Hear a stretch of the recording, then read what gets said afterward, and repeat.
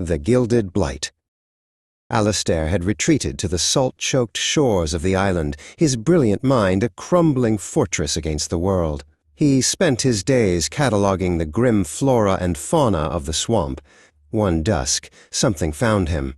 A beetle, impossibly heavy, with a carapace of tarnished gold and markings that writhed like a skull in the firelight.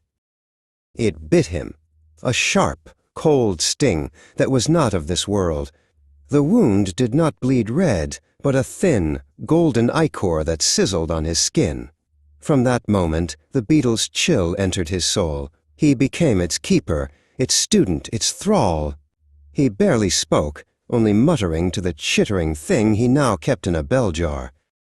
Ilara's worried letters brought me to his door.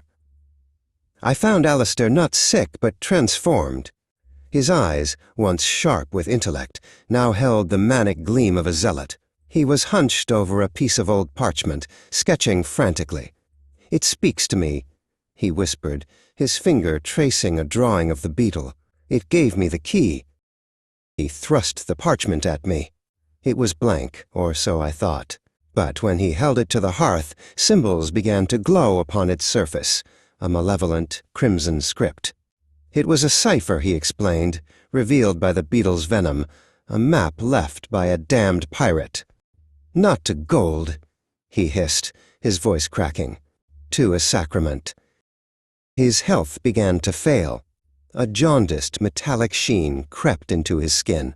He complained of a constant, high-pitched chittering in his ears, the beetle's voice, he claimed. He grew gaunt, but his strength was feverish, unnatural. He convinced us to join him, his madness, a contagion we could not resist. We followed the map into the heart of the swamp, a place where cypress trees grew like skeletal hands from the black water. The instructions were a madman's prayer. "From the ghoul's eye in the dead man's tree, a line of faith for thee." Alastair carried the beetle in its jar like a holy relic. We found the tree, a colossal, lightning-blasted oak. Nailed to a high branch was a human skull, its sockets staring with empty malice. This was the dead man's tree. Alastair, with a strength I did not know he possessed, began to climb, the bell jar tied to his belt. From the branch he held the jar aloft. "The left eye," he chanted, his voice echoing in the oppressive silence. He opened the jar and tipped it. The golden beetle crawled out, its legs clicking against the bone, and dropped from the socket, falling through the gloom like a dying star. We dug where it landed. Our shovels struck not wood, but something smooth and cold. We unearthed a sarcophagus, not of stone or metal, but of a black, insectile material that seemed to drink the light. It was covered in the same glowing crimson runes from the parchment. A low hum vibrated from within. Alastair shoved us aside and pried at the lid. It opened with a sigh of ancient, foul air. Inside there was no gold, only the shriveled, kingly corpse of some primeval insectoid god. From its hollow chest, a living tide of golden beetles poured forth, swarming over Alastair. He did not scream. He laughed, arms outstretched, as they covered him, burrowing into his flesh. He was their treasure, and they had come to claim him. We were paralyzed, Ilara and I, rooted to the mud by a terror that had no name. The swarm was a liquid, shimmering thing, a living shroud that consumed and reshaped.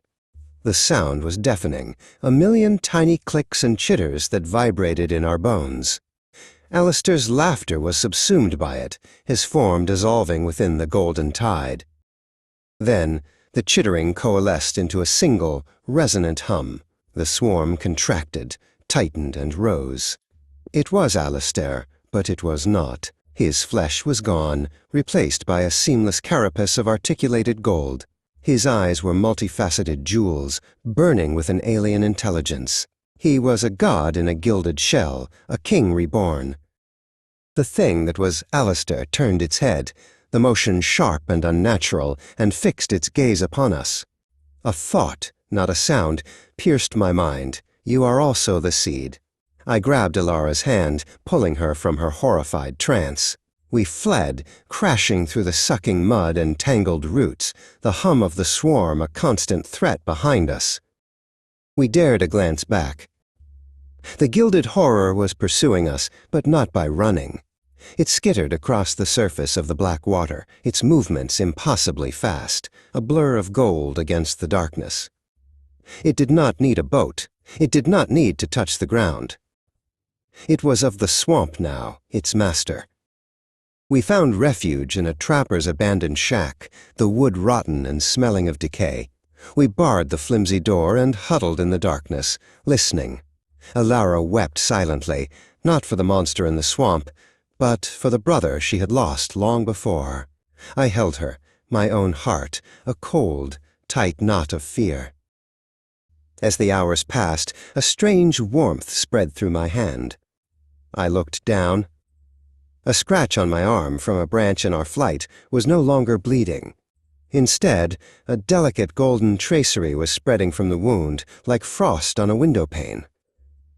The chittering started then, not in the swamp, but inside my own skull. Alara saw it. She saw the creeping gold on my skin and the distant look in my eyes. She understood. As the door to the shack splintered inward, she did not scream. She shoved me toward a broken window in the back wall. "Run," she whispered, her voice fierce. Then she turned to face the gilded thing that was her brother. I scrambled through the window and ran. I did not look back. I could not bear to see. The sounds of that final confrontation were mercifully brief, swallowed by the oppressive silence of the swamp. The chittering in my head grew into a chorus, whispering secrets, showing me patterns in the chaos. The gold spread up my arm, a beautiful, terrible blight. I stumbled out of the wilderness at dawn, a madman returning to a world that was no longer sane. But I saw it clearly for the first time. The blight was not just on the island. It was in the glint of a stranger's eye, in the geometric patterns of a spider's web, in the cracks of the pavement that formed ancient waiting runes. It was everywhere. I have found a room. It is quiet here. The chittering is a comfort now, a constant companion. My hand no longer feels like my own, but it is a wonderful instrument.